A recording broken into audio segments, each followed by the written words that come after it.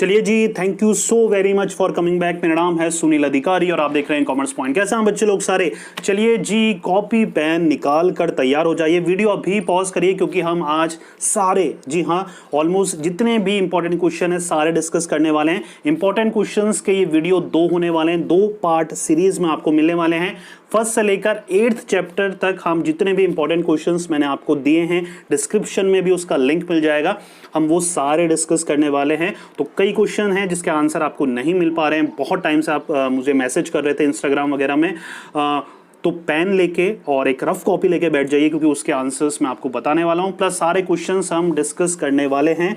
अगर आपने मेरे नोट्स वगैरह डाउनलोड करे हैं तो ऑलमोस्ट आपको सारे क्वेश्चंस के आंसर मिल गए होंगे, क्योंकि नोट्स वगैरह में या आपके स्कूल के नोट्स में, बुक्स वगैरह में ये डायरेक्टली आंसर्स गिवन है। चलिए बिना टाइम वेस्ट करते हुए स्टार्ट करते हैं। चैप्टर फर्स्ट, मैनेजमेंट इंट्रोडक्शन आ गए हैं सर, स्टार्ट करें। चलिए, When did the process of economic liberalization begin in India? Simple सा आंसर है 1990, 1991 नहीं, 1990। बुक में आपके 1990 ही गिवन है, राइट।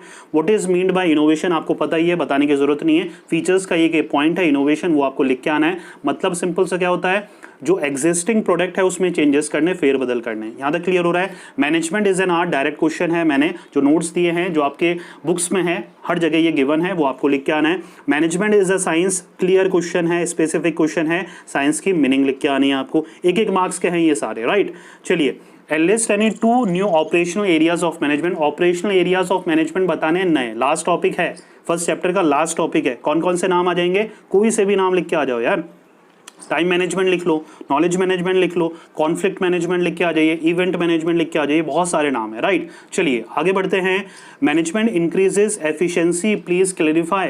सिंपल सा है, ये भी एक फीचर या इंपॉर्टेंस का पॉइंट है। तो मैनेजमेंट इंक्रीज करता है एफिशिएंसी, बिल्कुल ठीक है, क्योंकि मैनेजमेंट से क्या रिलेट करता है? मैनेजर मोटिवेट करता है लोगों को अपना 100% देने के लिए। अगर लोग 100% देंगे, लोग 100% देंगे तो उनकी एफिशिएंसी इंक्रीज होगी, उनकी खुद की भी प्लस ऑर्गेनाइजेशन के गोल अचीव करने की भी। प्लस एक मैनेजर मोटिवेट भी कर रहा है, अवार्ड दे रहा है, रिवॉर्ड दे रहा है, राइट, उनको अच्छा बोनस दे रहा है, तो ये सारी चीज़ों से क्या होगा? वो मोटिवेट होंगे, वो अच्छा काम करेंगे, तो जो ऑर्गेनाइजेशन है, जो मैनेजमेंट है, उसकी एफिशिएंसी भी इंक्रीज होगी। यहाँ तक क्लियर हो रहा है? सिंपल सा पॉइंट है।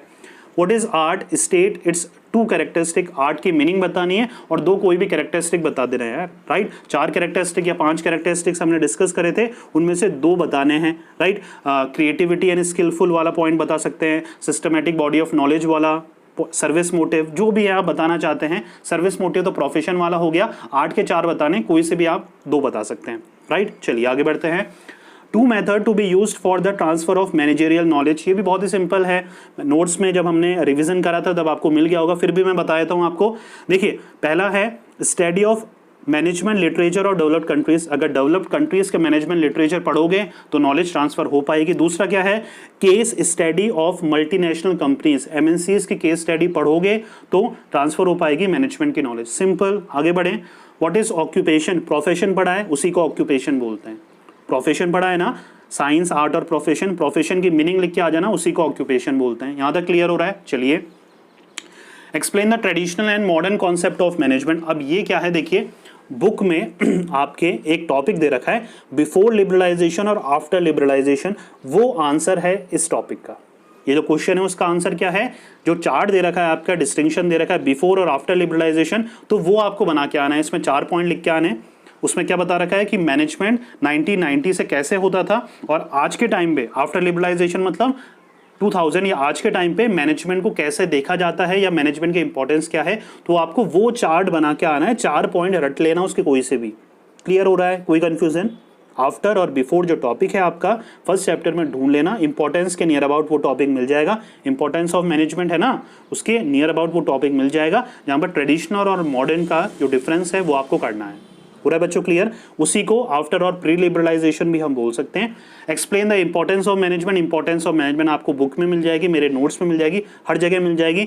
6 मार्क्स का है तो 6 पॉइंट तो लिख के आने हैं। क्लियर हो रहा है बच्चों? मैं पहले बता चुका हूं, जितने मार्क्स का क्वेश्चन है उतने पॉइंट तो लिखना बनता ही बनता है। चलिए नेक्स्ट है meaning of universality of management with the presentation of argument favour of it side and opposition. Simple सा लास्ट टॉपिक है, मैंने आपको अच्छे से पढ़ाया हुआ है। ये मैनेजमेंट, यूनिवर्सलिटी ऑफ मैनेजमेंट की मीनिंग लिखनी है, जो पॉइंट्स फेवर में है वो लिखने हैं 2-3, और जो अगेंस्ट में 2-3 पॉइंट है वो लिखने हैं। सिंपल 6 आउट ऑफ 6 मार्क्स आपको मिल जाएंगे। ज़रूरी नहीं है हर जो आंसर हो 6 मार्क्स का 3 पेज में खींचना ही खींचना है, ज़रूरी नहीं है। आपको जो लॉन्ग आंसर आते हैं 29, 28, 29 और 30, उसमें से 1 या 2 आंसर ऐसे होंगे ही होंगे जिसका आंसर छोटा होगा, तो कोई बात नहीं, आपको पॉइंट्स में फोकस करना है। 6 आउट ऑफ 6 मिल जाएंगे। 1.5 या 2 पेज में भी अगर ऐसा आंसर लिखते हो जिसमें सारे पॉइंट आपने कवर कर रखे हैं, फिर भी 6 आउट ऑफ 6 आपको मिल जाएंगे। क्लियर हो रहा है बच्चे लोगों? चलिए सेकंड चैप्टर में आ जाइए। कोई प्रॉब्लम आ रही है सेकंड चैप्टर में? बहुत सारी प्रॉब्लम है सर। चलिए देखते हैं। मीनिंग ऑफ कोऑर्डिनेशन लिख लोगे, बताने की जरूरत नहीं है। 2 main function of first line management. अब ये फर्स्ट लाइन मैनेजमेंट कौन होता है? बताओ जल्दी बताओ भाई। लोअर लेवल को, एक होता है टॉप, मिडिल और लोअर लेवल को ही फर्स्ट लाइन मैनेजमेंट बोलते हैं। तो 2 फंक्शन लिखने, कोई भी लिख लेना, right. Various elements of management operation according to Fayol के अकॉर्डिंग एलिमेंट्स ऑफ मैनेजमेंट कौन से होते हैं? जल्दी कौन बताएगा? जल्दी लिख लो, अगर नहीं पता तो। नहीं तो शुरू के फर्स्ट या सेकंड पेज में ही गिवन है। प्लानिंग, ऑर्गेनाइजेशन, डायरेक्शन, कोऑर्डिनेशन और कंट्रोल। रिपीट कर रहा हूँ, planning, organisation, direction, coordination and control. चलिए आगे चलिए। आगे है हमारा who said coordination is the essence of management. किसने कहा है कि coordination is the essence of management? किसने कहा है? नाम बताओ। Koontz and O'Donnell, KOONTZ, Koontz, O'Donnell, DONNELL, Koontz and O'Donnell. नाम भी इतना अटपटा, एक बार में बोला भी नहीं जा रहा, right. Coordination is the essence of management, इन्होंने, भाई साहब ने कहा है, कुन्स एंड ओडोनिल ने, कि कोऑर्डिनेशन क्या है? एसेंस ऑफ मैनेजमेंट है। यहाँ तक क्लियर हो रहा है? ये एक मार्क्स के हैं, तो सिर्फ नाम लिख के आओगे तब भी चल जाएगा। How many elements of management have been mentioned by the Koontz and O'Donnell, name it. अब उनका नाम बताने कौन कौन से हैं। कुन्स एंड ओडोनिल ने कौन कौन से एलिमेंट्स कहा है? जल्दी जल्दी नाम लिख लो। Planning, organisation, appointment, direction and control. ये आपको बुक में भी मिल जाएगा, लेकिन आपको वही बुक तो सर्च करनी है नहीं, तो नाम सुन लो मुझसे। प्लानिंग, ऑर्गेनाइजेशन, अपॉइंटमेंट, डायरेक्शन और कंट्रोल। आगे बढ़ें। चलिए। 2 assumptions of the research study of Henry मिन्सबर्ग। ये भी आपको जो मिन्सबर्ग का टॉपिक है मैनेजर रोल्स, उससे पहले ये टॉपिक बुक में मिल जाएगा। अगर नहीं मिल रहा तो लिख लो भाई आंसर इसका भी। पहला है managers get high position and decision making authority in an organization. Repeat कर रहा हूं, managers get high position and decision making authority in an organization. ये पहला पॉइंट हो गया। दूसरा अजम्पशन है official power and high position helps him in creating interpersonal relationship. Repeat कर रहा हूँ second point, official power and high position helps him in creating interpersonal relationship. ये हो गए हमारे 2 assumptions। बढ़े आगे। चलिए 7 देखते हैं। 4 assisting function of high level management. समझाने की जरूरत नहीं है, 4 फंक्शन लिखने हैं हाई लेवल या टॉप लेवल मैनेजमेंट के। क्लियर हो रहा है? चलिए। Importance of the principle of management. अब ये सर ये पॉइंट तो या ये टॉपिक तो बुक में है नहीं, क्या लिखें? लिख लो भाई, लिख लो, इसका भी आंसर लिख लो आप। चलिए देखिए इसका क्या है, importance of principal of management. ये जो इंपॉर्टेंस है प्रिंसिपल ऑफ मैनेजमेंट, ये क्वेश्चन कौन सा है? ये 4 असिस्टिंग फंक्शन ऑफ, ये हो गया इंपॉर्टेंस ऑफ। इसके बाद वाला भी एक क्वेश्चन है, वो मैं आपको करा देता हूँ, फिर ये आपको कराऊँ, क्योंकि इसके बाद भी ये क्वेश्चन एक बार रिपीट हो रहा है। मैंने कहीं देखा था ये principal of management 3rd chapter में रिपीट हो रहा है, तो वहां पर मैं आपको इसका आंसर बताता हूं। अभी हम आगे बढ़ते हैं, क्योंकि ये 2nd चैप्टर में इसका कोई परसेंटेज ऑफ क्वेश्चंस नहीं आने वाले, तो ये अभी मैं बताने वाला हूं आपको। ये होल्ड ऑन करके रखिएगा, importance of principal of management, right. उससे पहले आगे के डिस्कस कर लेते हैं, क्योंकि ये इसी चैप्टर के हैं, 2nd चैप्टर के ही हैं। According to Henry Fayol, what are the 6 characteristic needed in a manager. पता होंगे आपको, कंट्रीब्यूशन का टॉपिक है, याद आ रहा है? कंट्रीब्यूशन का टॉपिक है। कंट्रीब्यूशन में 3 टॉपिक है। एक तो इंडस्ट्रियल अंडरटेकिंग को डिवाइड करा है हेनरी फ्योल ने, और मैनेजर की 6 क्वालिटीज बताई हैं, पता है ना? Physical, mental, virtue, academic, technical और एक्सपीरियंस। याद आ रहे हैं? ये लिख के आने हैं, समझाने हैं, राइट। ये 4 मार्क्स में है, तो सिर्फ नाम से काम नहीं चलेगा, इन टॉपिक को समझा देना, जैसे मैंने समझा रखे नोट्स वगैरह में, राइट। मैनेजमेंट प्रोसेस बताना है, describe the functions of management, 6 marks का है। मैनेजमेंट प्रोसेस समझा दोगे, जो शुरू का टॉपिक है। फंक्शंस ऑफ मैनेजमेंट, देखिए यहाँ पर क्लियर नहीं है कि प्राइमरी समझाने सेकेंडरी समझाने, तो दोनों समझाने पड़ेंगे, जी हाँ। ये कंफ्यूजिंग क्वेश्चन है, नहीं तो क्या बोलेगा वो, एक बोल देगा कोई सा भी प्राइमरी समझाओ या फिर सेकेंडरी समझाओ, दोनों याद करके जाने हैं, दोनों में से कोई सा भी आ सकता है, तो रिस्क हमें नहीं लेना है। यहाँ तक क्लियर हो रहा है? चलिए आगे बढ़ते हैं। What does the manager rule mean? Describe the administrative role of manager. यहाँ पर याद आ रहा है आपको हेनरी मिन्सबर्ग के मैनेजर रोल हैं, यस और नो, हाँ ना कुछ बोलो भाई, याद आ रहे हैं, राइट? वो समझाने हैं। अब यहाँ 3 रोल हैं, एक होता है इंटरपर्सनल, एक होता है इंफॉर्मेशनल, एक होता है डिसीजनल। इसमें समझाना कौन सा है? तीनों नहीं, डिसीजनल रोल जो है उसका वो समझाना है। पहले तो मैनेजर रोल समझा दो, चार्ट बना दो, तीनों आप उसमें सारे पॉइंट चार्ट बना दो, 6 मार्क्स में है तो चार्ट बनाना बनता है इसमें, राइट? पूरा चार्ट बना दो, इंटरपर्सनल के 3 पॉइंट, इंफॉर्मेशनल के 3 पॉइंट, डिसीजनल के 4 पॉइंट। सिर्फ जो इंटरपर्सनल इंफॉर्मेशन को उसके पॉइंट लिखने हैं, समझाने किसके हैं? डिसीजनल के। क्लियर हो रहा है?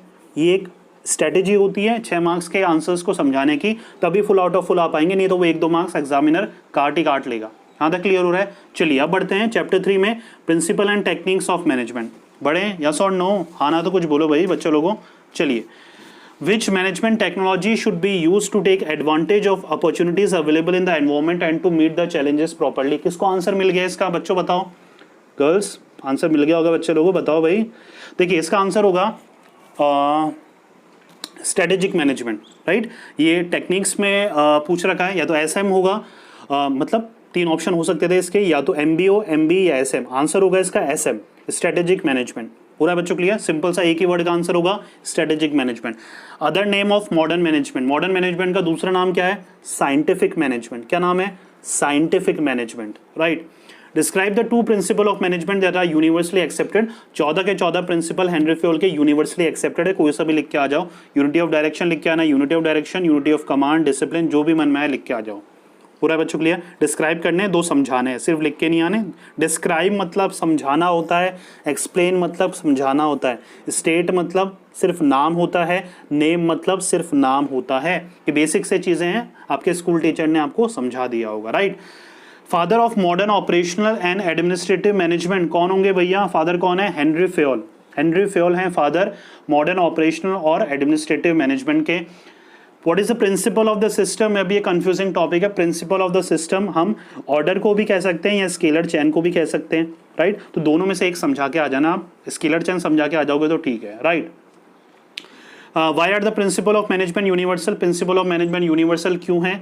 इसका यूनिवर्सलिटी ऑफ मैनेजमेंट वाला पॉइंट है ना, उसके 1-2 पॉइंट लिख के आ जाना यार, राइट? सिंपल सा है। क्यों है? क्योंकि हर जगह एप्लीकेबल होता है, छोटी हो बड़ी ऑर्गेनाइजेशन, और इसके थ्रू क्या होता है? मैनेजर्स एक गाइडिंग फोर्स है जिसके थ्रू वो काम कर पाते हैं या सही गलत की पता कर पाते हैं। तो नॉर्मल सा पॉइंट बना के 2 पॉइंट बना के लिख देना है इसमें, right? Define management technique by exception, MBA समझाना है, एमबीए समझाना है, management technique by exception, right? What is mean by centralization? मैंने समझा चुका हूं। सेंट्रलाइजेशन क्या होता है? जब एक ही लेवल डिसीजन लेता है बिना किसी से सलाह मशवरा या कंसल्टेशन करे। डिसेंट्रलाइजेशन मतलब जब आप सबसे कंसल्ट करते हैं, सलाह मशवरा करते हैं और फिर डिसीजन लेते हैं। दोनों पॉइंट को याद रखिएगा, डिसेंट्रलाइजेशन और सेंट्रलाइजेशन। क्लियर हो रहा है? Summarize the scalar chain briefly. Scalar chain को अच्छे से समझाना, डायग्राम बना के, और गैंग प्लैंक भी समझाना है उसके अंदर, राइट? जब डायरेक्टली एक पर्सन दूसरे पर्सन से बात कर सकता है वो भी समझाना है, जैसे मैंने रिवीजन सीरीज में समझाया था अच्छे से। अच्छा, बच्चों को प्रॉब्लम आ रही है सर रिवीजन सीरीज में बहुत टॉपिक आपने मिस कर दिए हैं, बहुत जल्दी समझा दिया है, तो एक एक टॉपिक का मैंने अलग से भी वीडियो है। बिजनेस स्टडीज पूरी एक एक टॉपिक मैंने पढ़ा रखा है, आपको एक एक लेसन मिल जाएगा, डिस्क्रिप्शन में प्लेलिस्ट है, प्लेलिस्ट मिल जाएगी, business studies complete syllabus RBSE class 12, वो वीडियो देख लो, ज़्यादा टाइम है तो, राइट? पूरा बच्चों क्लियर? चलिए आगे है importance of principal of management. चलिए अब देख लेते हैं, ये मैंने पिछले चैप्टर में जो बताया था, एक्चुअली इस चैप्टर का ये टॉपिक है, चलो लिख लो अगर इनको नहीं पता बच्चा लोगों। पहला है improve efficiency of work. Improve efficiency of work पहला पॉइंट हो गया। दूसरा हो गया develop right attitude towards the work.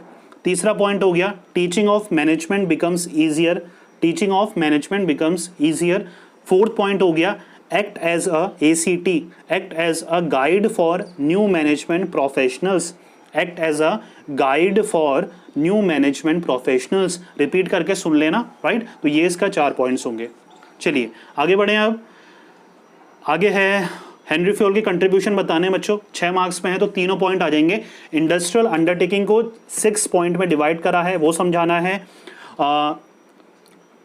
फिर उसने क्वालिटीज़ को डिस्क्राइब करा है 6 पॉइंट्स में, फिर एलिमेंट्स को करा है, जैसे मैंने आपको नोट्स वगैरह में रिवीजन सीरीज में बताया था वैसे ही आपको समझाना है। यहाँ तक क्लियर हो रहा है? चलिए, what does management by objective technique mean? MBO पूछ रखा है, एमबीओ के एडवांटेज और डिसएडवांटेज लिखने हैं। 4 एडवांटेज लिख के आ जाना, 4 डिसएडवांटेज लिख के आ जाना, दैट्स इट। क्लियर हो रहा है? अभी एडवांटेज जरूरी नहीं है कि आपको अलग अलग पॉइंट बना के लिखने हैं कि भैया ऑर्गेनाइजेशन के लिए अलग, टॉप लेवल के लिए अलग, ऐसा नहीं, मिक्सचर करके लिख देना 4 पॉइंट, 2 इधर से, 2 इधर से, 2 इधर से।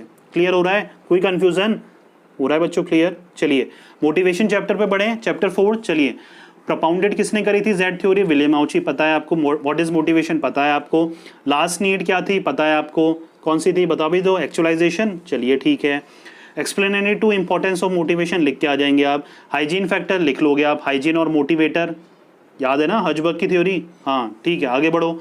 नॉन फाइनेंशियल, फाइनेंशियल चार्ट बना के मैंने समझाया था रिवीजन सीरीज में, अच्छे से नाम लिख के आने हैं, सिर्फ नहीं समझाना है उनको, समझा देना भाई, नॉर्मल से हैं, right. Mention the assumption of McGregor Y theory, X और वाई दोनों है, इसमें सिर्फ वाई समझानी है, एक्स मत समझाना था, फ्री फोकट में मत समझाना, जो पूछा है वही लिख के आना है हमें, राइट। अजम्पशंस बताने हैं जेड थ्योरी के, मतलब जेड थ्योरी के फीचर्स बताने हैं, 4 मार्क्स का है तो 4 पॉइंट हमें समझाने हैं। क्लियर हो रहा है? बहुत ही सिंपल है। चैप्टर 5 में बढ़िए। पहला, हु इज द लीडर पता है आपको। Explain the meaning of leadership, leadership की मीनिंग लिख के आनी है। All managers are not leader, ये भी एक फीचर्स का पॉइंट है, समझा देना कि भाई ऑल मैनेजर लीडर नहीं हो सकते। जैसे कि हर टीचर आपका फेवरेट नहीं होता, वैसे ही हर जो ऑर्गेनाइजेशन में वर्क करता है एक मैनेजर, वो लीडर नहीं बन सकता। 2 क्वालिटीज लिखनी है लीडर के, लिख के आ जाना कोई भी। Which all qualities of a leader should possess according to George R Terry, ये जॉर्ज आर टेरी के अकॉर्डिंग पूछा है, तो जॉर्ज आर टेरी ने जो कही है उनके नाम लिखने हैं। कौन कौन सी है याद है सबको? फर्स्ट सेकंड पेज में ही दे रखा है, जैसे कि power, emotional stability, knowledge of human relations, self motivation, communication skills, social skills, technical competencies, ये सारी क्या है? लीडरशिप की क्वालिटीज़ हैं जो कि जॉर्ज आर टेरी ने दी है। वापस बोलनी है, रिपीट करके देख लेना, राइट, इसको आपको समझ में आ जाएगा। हेनरी फ्योल से भी यही पूछ रहा है, हेनरी फ्योल के अकॉर्डिंग कौन कौन सी क्वालिटी है देख लो, लिख लो। हेल्थ एंड फिजिकल कैपेबिलिटीज़, दूसरी है कॉम्पिटेंसीज एंड मेंटल बैलेंस, तीसरी मॉरल वैल्यूज़, चौथी नॉलेज, 5वीं मैनेजेरियल एबिलिटीज़, राइट। ऐसे ही जॉर्ज आर टेरी की थी, वैसे ही हेनरी फ्योल की है। सेकंड पेज जो है आपका बुक का, खोल लो भाई, बुक भी खोल के देख लो कभी, उसमें वेरियस ऑथर्स की दे रखी है, इन 2 ऑथर्स की हमें ढंग से करनी है, जॉर्ज आर टेरी और हेनरी फ्योल। क्लियर हो रहा है? चलिए आगे। Leadership is a dynamic and continuous process, मान के चलते हैं क्या? बिल्कुल ठीक है ना। एक लीडर को सिचुएशन के अकॉर्डिंग खुद को ढालना पड़ता है, अपनी स्ट्रेटेजी बनानी पड़ती है, एक ही तरह की सिचुएशन नहीं रहती है। एक अच्छा लीडर वही होता है जो सिचुएशंस के अकॉर्डिंग खुद को और खुद की लीडरशिप स्किल को चेंज करता रहे। फीचर में पॉइंट मिल जाएगा, मैंने समझाया हुआ है ये, राइट। मार्केटिंग में बढ़े आगे। चलिए, मार्केटिंग में है What does marketing management नहीं, how does marketing management enhance customer knowledge? Marketing management कैसे एनहेंस करता है कस्टमर की नॉलेज? भैया ऐड आएगा, ऐड से आपकी नॉलेज ही तो बढ़ रही है, प्रोडक्ट की अवेयरनेस बढ़ रही है, आपको सिंपल सा फीचर का पॉइंट है। What are the customer support services, ये भी एक नॉर्मल सा पॉइंट है। फंक्शंस का पॉइंट है, याद है फंक्शंस, कस्टमर सपोर्ट सर्विसेज, जो भी आपको क्या मेंटेनेंस जो भी सर्विसेज होती है, गारंटी वारंटी होती है, आपको जो भी एक्स्ट्रा बाद में जो डिस्काउंट मिलता है प्रोडक्ट को लेने के बाद, जो भी अलग रिपेयरिंग या फ्री सर्विसिंग होती है, सारी क्या है? कस्टमर सपोर्ट सर्विस है, simple. Define marketing management, Philip Kotler के अकॉर्डिंग मार्केटिंग मैनेजमेंट समझाना है, अपने अकॉर्डिंग मत समझा के आना, राइट। फिलिप कोटलर ऑथर हैं, बहुत इंपॉर्टेंट है, उनकी डेफिनेशन है मैनेजमेंट की, मार्केटिंग मैनेजमेंट की, याद कर लेना अच्छे से। स्टैंडर्डाइजेशन मतलब क्या होता है पता है आपको, ये भी फंक्शंस का ही पॉइंट है। फंक्शंस ऑफ मार्केटिंग का पॉइंट है स्टैंडर्डाइजेशन एंड ग्रेडिंग, जिसमें से हमें स्टैंडर्डाइजेशन समझाना है, मतलब एक स्टैंडर्ड सेट करना कि हमें इस स्टैंडर्ड के बेंचमार्क सेट करना कि हमें इस स्टैंडर्ड के प्रोडक्ट बनाने, इससे कम स्टैंडर्ड के प्रोडक्ट नहीं बनाने। इंपॉर्टेंस ऑफ लेबलिंग लिख के आ जाओगे भाई, लेबलिंग के क्या फ़ायदे हैं? लेबलिंग से हमें प्रोडक्ट के कंटेंट के बारे में पता लगता है, लेबलिंग से हमें प्रोडक्ट के प्राइस के बारे में पता लगता है, लेबलिंग से हमें मैन्युफैक्चरिंग के बारे में पता लगता है। लेबलिंग क्या करता है? हमें एक मैन्युफैक्चरर के ऊपर, रिटेलर के ऊपर केस करने का मौका देता है, बिना लेबल के प्रोडक्ट से आप केस भी नहीं कर सकते, तो ये सारे बेनिफिट हैं। 4 points of importance of marketing for nation, nation के पॉइंट ऑफ व्यू से जो भी इंपॉर्टेंस है मार्केटिंग के वो लिख के आने, राइट, सिर्फ नेशन के पॉइंट ऑफ व्यू से, राइट। फिर आता है what does marketing management mean, meaning लिख के आनी है मार्केटिंग मैनेजमेंट की। और importance of business and customer, मतलब importance for business and customer, business और कस्टमर दो अलग अलग चीजें हैं, राइट। मार्केटिंग मैनेजमेंट की क्या इंपॉर्टेंस है एक बिजनेस के लिए और कस्टमर के लिए, दोनों समझानी है, ये इंपॉर्टेंस का पॉइंट है। दोनों में कितने कितने, तीन तीन समझाएंगे तब भी चल जाएगा, 3 बिजनेस में और 3 कस्टमर में, हो रहा है। अब ये क्वेश्चन है explain the process of marketing management. अब प्रोसेस से क्या मतलब है, टॉपिक है प्रोसेस, नहीं टॉपिक तो है ही नहीं, प्रोसेस से मतलब है फंक्शन। तो हमें जितने भी फंक्शन है, कितने 12-13 फंक्शन है, वो सारे समझाने हैं, राइट। 3 जो लॉन्ग क्वेश्चन आएंगे, वापस से बता रहा हूँ, उनमें से एक बहुत बड़ा आएगा, 2 छोटे आएंगे। तो एक बहुत बड़ा वाला क्वेश्चन ये आ सकता है कि प्रोसेस ऑफ मार्केटिंग मैनेजमेंट समझाना है, पूरे 12 के 12 पॉइंट। यहाँ तक क्लियर हो रहा है। प्रोसेस मतलब फंक्शन जो दे रखा है ना, marketing research, marketing communication, marketing planning, product design and development, याद आ रहा है, वो समझाना है, राइट। सेल्स प्रमोशन में बढ़ चुके हैं, आ गए हैं। चलिए, what is mean by sales promotion, बता दो भाई, what is mean by sales promotion, क्या होता है सेल्स प्रमोशन। नहीं पता सर हमें, तो पता है ना, मीनिंग है, लिख के आ जाना। चल आगे बढ़ते हैं। How does sales promotion increase the effectiveness of individual sales. Sales promotion से कैसे इंडिविजुअल प्रोडक्ट की सेल बढ़ जाएगी भाई। अगर टीवी में ऐड आएगा तो भाई प्रोडक्ट ज़्यादा बिकेगा ही बिकेगा, नॉर्मल सी बात है। जितना ज़्यादा लोग प्रोडक्ट को देखेंगे, या फिर एक जो रिटेलर है, रिटेलर यूज में लेता है सेल्स प्रमोशन, जब वो डिस्काउंट देगा, बाय 1 गेट 1 फ्री करेगा, तो प्रोडक्ट तो बिकना ही बिकना है, राइट। तो ये भी फीचर्स का ही पॉइंट है, लिख के आ जाना। Explain the management assistant method of sales promotion, sorry business promotion या सेल्स प्रमोशन एक ही बात है। मैनेजमेंट असिस्टेंट पॉइंट का नाम सुना है, बिल्कुल सुना है। देखिए, ये जो टेक्निक होती है सेल्स प्रमोशन की, एक होती है कंज्यूमर सेल्स प्रमोशन टेक्निक, एक होती है डीलर सेल्स प्रमोशन टेक्निक। तो ये जो डीलर सेल्स प्रमोशन टेक्निक है, उसका सेकेंड लास्ट जो पॉइंट है मैनेजमेंट असिस्टेंस, वो आपको समझाना है। जहाँ पर एक डीलर असिस्टेंस प्रोवाइड कराता है किसको, रिटेलर को, ताकि रिटेलर्स उससे अट्रैक्ट हो और उसका प्रोडक्ट बेचे कस्टमर्स को, राइट। मैंने समझाया था रिवीजन सीरीज में अच्छे से। चलिए आगे, define sales promotion, sales promotion को समझाना है और उसके ऑब्जेक्टिव बताने, स्पेसिफिक वो दे रखा है बुक में, हमें वो समझाना है। Suppose you are a manufacturer to increase sales and attract businessman, what method would you adopt. बताओ भाई इसका आंसर बताओ, सारे जो मेरे इंटेलिजेंट बच्चे हैं आप इसका आंसर बताएंगे।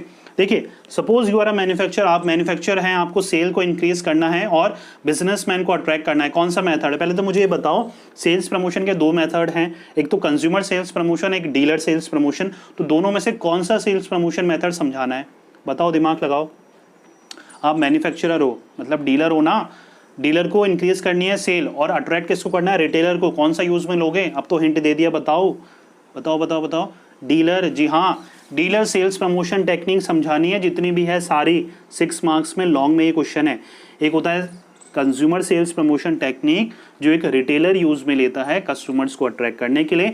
दूसरी टेक्निक है हमारी डीलर सेल्स प्रमोशन टेक्निक, जिसको ट्रेड प्रमोशन टेक्निक भी आप बोलते हैं, उसको समझाना है हमें इस क्वेश्चन में। क्लियर हो रहा है। चलिए चैप्टर नंबर 8 देखते हैं, advertisement. Define advertisement according to John E Kennedy. John E Kennedy की डेफिनेशन जो मैंने नोट्स में भी दे रखी है, वो आपको समझानी है। Advertisement is salesmanship in print, simple सी एक लाइन की डेफिनेशन है, वो आपको समझानी है, राइट। आगे है 2 टेक्निक्स ऑफ एडवर्टाइजमेंट, 2 टेक्निक समझाने थे ना भाई, बहुत सारी टेक्निक है, जैसे कि इमोशनल अपील है, ब्रांड एडवर्टाइजमेंट है, आइडल फैमिली, आइडल चिल्ड्रन है, पेट्रोएटिक एडवर्टाइजमेंट है, बहुत सारी है, कोई भी 2 समझानी है। How is it possible for the consumer to save money by advertisement, बिल्कुल ठीक है ना। एडवर्टाइजमेंट देखकर हम कंपेयर कर सकते हैं प्रोडक्ट को, कौन सा महंगा है कौन सा नहीं है। जो सस्ता होगा हम वो चीजें लेंगे, जिसमें डिस्काउंट होगा वो चीजें लेंगे, तो हमारी हो गई ना पैसों की बचत। सैरोगेट एडवर्टाइजमेंट क्या होता है, ये किसका पार्ट है बच्चा लोगों, ये भी हमारा टेक्निक्स का पार्ट है एडवर्टाइजिंग की, जहां पर हम डायरेक्टली प्रमोट नहीं कर रहे हैं प्रोडक्ट को, किसी और कंपनी की मदद ले रहे हैं अपने प्रोडक्ट को प्रमोट करने के लिए, क्योंकि हो सकता है आपका प्रोडक्ट थोड़ा सा इलीगल है, वल्गर है, या आप डायरेक्टली उसको प्रमोट नहीं कर सकते। आउटडोर एडवर्टाइजिंग में नोट लिखने हैं बच्चा लोगों। आउटडोर एडवर्टाइजिंग, इंडोर आउटडोर समझते हैं ना, आउटडोर में वॉल्स आ जाते हैं, पोस्टर्स एंड होर्डिंग्स आ जाती है, इलेक्ट्रिकल साइन बोर्ड्स आ जाते हैं, ट्रांसपोर्टेशन एडवर्टाइजमेंट आ जाती है। ये इसमें आपको 4 पॉइंट समझाने हैं। Describe briefly the advantage and disadvantage of advertisement, simple सा है, एडवांटेज समझा दो 3-4 और डिसएडवांटेजेस भी आपको 3-4 समझाने हैं। Advertisement expenditure is a social waste, do you agree with this. अब ये क्वेश्चन को अच्छे से समझ लीजिएगा। क्वेश्चन बोल रहा है कि एडवर्टाइजमेंट एक्सपेंडिचर, जो भी एडवर्टाइजिंग में पैसा खर्चा होता है वो वेस्टेज है, क्या आप मानते हैं। सुन लेना अच्छे से आंसर। अगर आप यस बोलते हैं, क्योंकि ये आपसे पूछ रहा है डू यू एग्री, अगर आप यस बोलते हैं तो एडवर्टाइजिंग के डिसएडवांटेज आपको लिख के आने हैं। वापस से रिपीट कर रहा हूँ, अगर आप इस लाइन का आंसर यस बोलते हैं, yes I agree that advertising is a social waste, तो आपको एडवर्टाइजिंग के डिसएडवांटेजेस लिख के आने हैं। अगर आप नो बोल रहे हैं, no I don't think so that advertising expenditure is a social waste, तो आपको एडवर्टाइजिंग के एडवांटेज लिख के आने हैं। अब आपके ऊपर है, आप दोनों में से क्या लिख के आते हैं। वापस से बोलूं, अगर आप यस बोलते हैं तो आपको डिसएडवांटेज, मतलब उल्टा है, अगर आप यस बोलते हैं डिसएडवांटेजेस, नो बोलते हैं तो एडवांटेजेस। यहां तक क्लियर हो रहा है। चलिए, ये था चैप्टर 8 तक के सारे इंपॉर्टेंट क्वेश्चन। पार्ट सेकंड में हम 9th 10th 11th 12th 13 14 15 जितने भी रिमेनिंग चैप्टर्स हैं सबके इंपॉर्टेंट क्वेश्चन डिस्कस करने वाले हैं। वीडियो को लाइक शेयर सब्सक्राइब प्लीज़, इस वीडियो को हर एक उस बच्चे तक पहुंचा दो जिसने अभी तक बुक नहीं देखी है और ना देखने का उसका मन है। और मेरी और आपकी रिस्पॉन्सिबिलिटी है ऐसे बच्चों को भी पास करना, इसलिए ये क्वेश्चंस, ये वीडियो हर एक बच्चे तक पहुंचाइए, उसको पास कराइए, भगवान आपका भी भला करेगा। चलिए बच्चों, ये था जोक सपाट, ये था सारे इंपॉर्टेंट क्वेश्चन 1st से 8 चैप्टर्स तक। रिवाइज करिए, सबसे पहले ये सारे क्वेश्चंस देख लीजिए, रिवीजन सीरीज में नोट्स वगैरह डाउनलोड कर लिए होंगे। जितने ज़्यादा रिवाइज करेंगे, आप बुक्स वगैरह को पढ़ने का टाइम नहीं है, नोट्स जो हैं उनको 1 2 3 एटलीस्ट 3 से 4 बार रिवाइज करिए। हर एक क्वेश्चन दिमाग में, आपके खून में उतर जाना चाहिए, राइट। हर एक क्वेश्चंस के पॉइंट्स दिमाग में बैठ जाने चाहिए। सारे जो ये क्वेश्चंस हैं जितने भी इंपॉर्टेंट हैं अच्छे से लर्न करिए और जो नोट्स है अच्छे से रिवाइज करिए। लास्ट दिन से 1 दिन पहले आपको पेपर कैसे देना है, स्ट्रेटेजी वगैरह अटेम्प्ट कैसे करना है वो मैं समझाने वाला हूँ, उसका भी वेट करना मत भूलिएगा, राइट। चलिए नेक्स्ट वीडियो में मिलेंगे। Thank you so very much for watching.